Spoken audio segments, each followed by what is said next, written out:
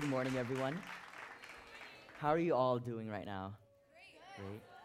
How is it waking up at 8 in the morning? Harsh. I woke up, yes, I had to wake up at 8 in the morning as well, so I'm where you guys are at. So can I have everyone stand up real quick? All right. Just stretch it out. Stretch out the morning. Stretch it. Ooh. All right. Once you're done stretching, please have a seat. All right. Before I begin, I want to know how many of you guys know anything about spoken word poetry? Awesome. How many of you guys write spoken word poetry or perform? There's a few. Okay, that's great. Okay, so for those who don't know what spoken word poetry is a subgenre of poetry where it combines not only the writing aspect of poetry, but also like a performance and theatrical side of poetry. So with that said, this is an interactive thing. So if you guys hear something you like, you could snap, you could clap, stomp, you can make any noises you want. Make sure you guys are feeling the person on stage. You guys can use this for the rest of the presentation as well. You know, just make sure you're giving love to the people that are speaking to you.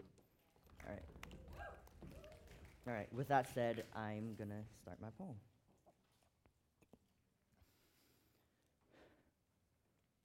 I live in the city that gave California the nickname Killer Cali.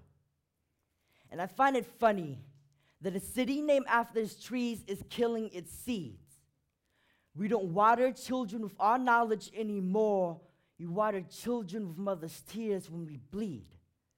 Statistics already say that we cannot succeed.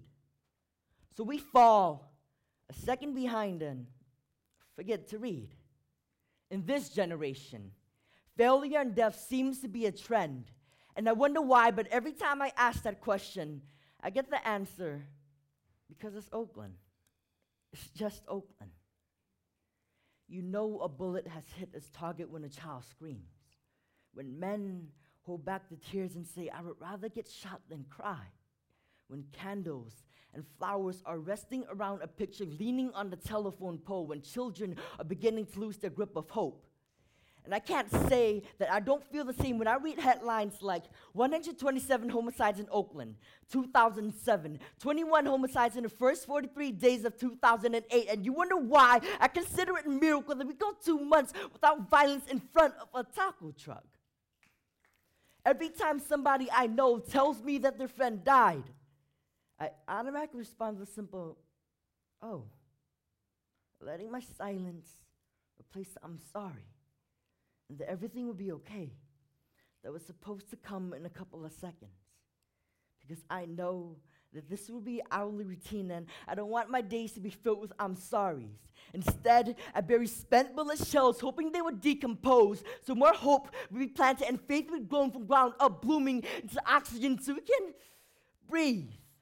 Put us on a music sheet and we'll compose our own sunlight to grow our own trees out of gravestones. We'll be writing our own symphonies and melodies so we don't have to depend on the lyrics and melodies of another Billie Holiday song to cradle us to sleep every night. Oakland is much more than newspaper headlines, much more than published articles in obituaries. Oakland is breaking the stereotypes. We are rising from our graves. If you walk down a block in Oakland, you see much more than gunshots and cops picking up 16-year-old prostitutes. You see more shades of colors than you ever expected to see in one block. You'll hear rock music. You'll see headbanging and lead guitars. You'll hear Latin music. You'll see sauce in the club and we can dance all night. You'll hear hip-hop. And we'll stop the clock when we pop, lock, and drop ourselves in place. We're never completely broken. We just have our downfalls. We are survivors. We are all survivors, breaking through walls of stereotypes and picking ourselves up piece by piece. We are living in Killer Cali. We are living in Killer Cali. We are all living in Killer Cali. And here we are, growing. Thank you.